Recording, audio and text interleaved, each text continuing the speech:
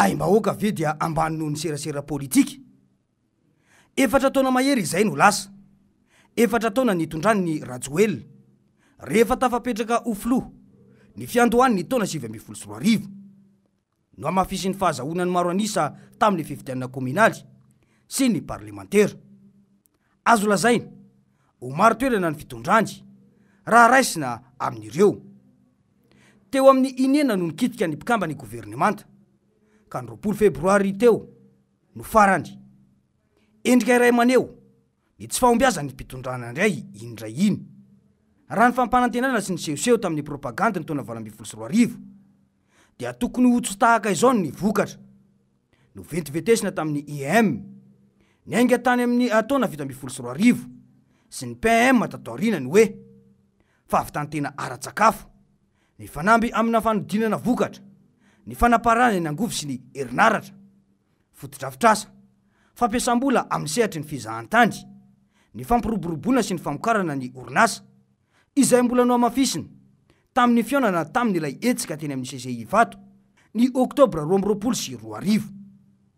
Mahatratra 12 miliara dolara ny nambara fa hoentina manatanteraka ny vina sy ny programanasa. Saingy hatreto aloha mbola lavitry ny kitay ny hafa. Tsy naombo ny politika arabola, ny diplomasia, fitadiavam-piaraha-miasa sy mpiara-miombonantoka. Tapitra ny 15 febroary telo amby 2024 teo ohatra ny fiaraha-miasa 15 volana teo amin'ny fanjakana malagasy sy ny kabinet Rothschild izay noraisiny mpiara-miombonantoka sy mpanalalana any Madagasikara amin'ny fitadiavana lalam-bola sy famatsim-bola ary fiaraha-miasa. Mbiaizany vokatra sy ny toiny. Ny sedra ny valana retina coronavirus ny firenena maro.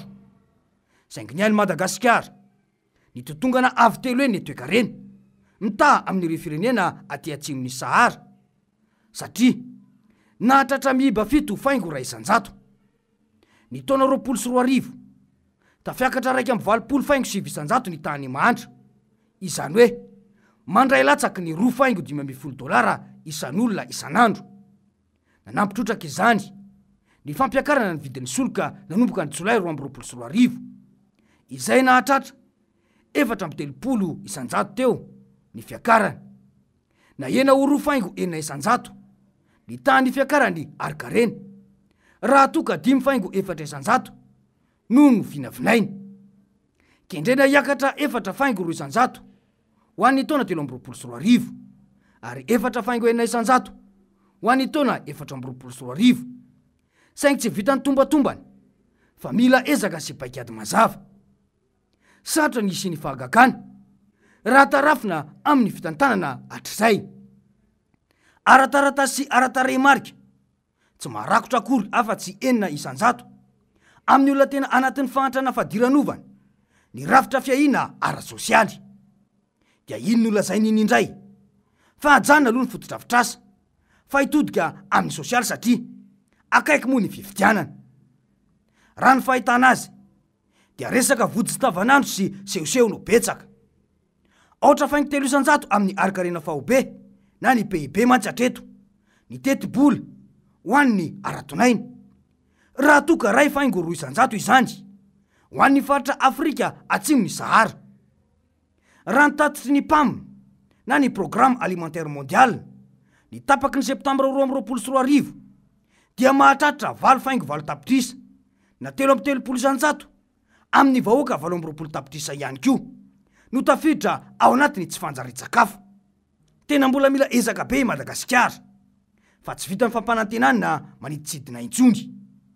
Ny tena mahagaga aza ankehitriny dia ny fiazakazak'i Rajoelina mitazona sotrobe mitety faritra mizara vary masaka. Dia mipetraka ny fanontaniana hoe aiza ny ministeran'ny mponina. Lasa mpizara vary masaka ve sisa no andraikitry ny filoham-pirenena aty amin'ny taona 2024. Izara vary masaka ve ny fampanantenana nataony tamin'ny fampelezan-kevitra sa ve tapitra no fohin-drivotra ireo lazaina fa manara-penitra nandaniana volam-bahoaka antapitrisany maro ka mody miatsara velatsy.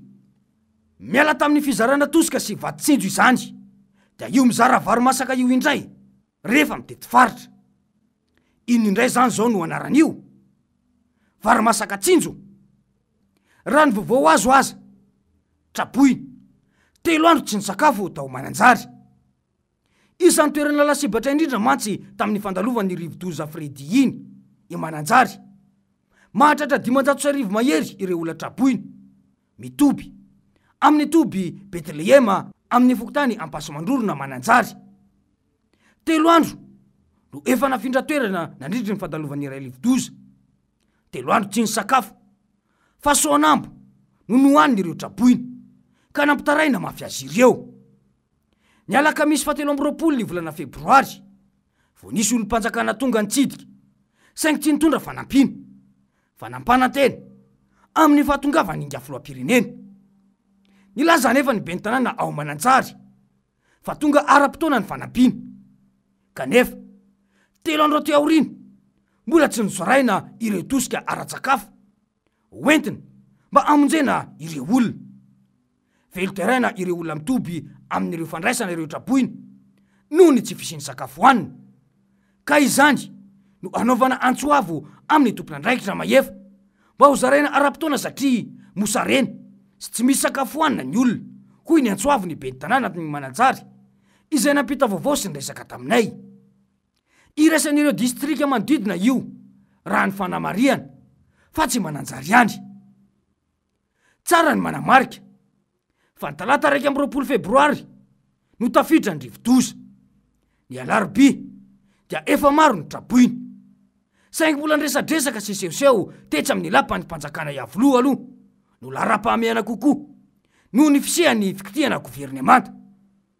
Mbola miandry ny fahatongavany filoha izany vao nizara fanampina raha raisina amin'ny firesaka sy ny fanazavana ary ny angom-baovao natao. Tena amonjy olona ve izany no tanjona sa sanatria dia mbola ilalao sary fa akaiky ny fifidianana fa hoe mamonjy vahoaka? Iny arantsika nahita iny tokoa ny zavanisy. Inga filoham-pirenena mihitsy no manao fihetsika hoe mamonjy vahoaka, nitazona sotro be kanefa 3 andro tsy nisakafo ireo trapoina ireo. Dia mipetraka ny fanontaniana hoe mbola nyserasera politika ihany ve no tsy nanomezana sakafo vahoaka nandritra ny 3 andro io? Sady mivarotra no milalao fahantrany Rajoelina hatramin'ny fahorim-bahoaka ve? Dia sanatria ho lalaovina hitadiavana tombotsoa politika na efa miantra manaina aza? Ny vahaolana dia misoratra anarana ao anatin'ny lisam-pifidianana ka mba olona telaitsinjo vahoaka no hitantanandray ny fiainam-bahoaka sy ny fiainam-pirenena mandritra ny 5 taona manaraka. Fa raha izao fomba fitantanana izao no mitohy ho sarotra ny fivoaran-dra malagasy, aim-bahoaka ve dia mbola lalaovina no serasera politika? Fa ahoana mariny?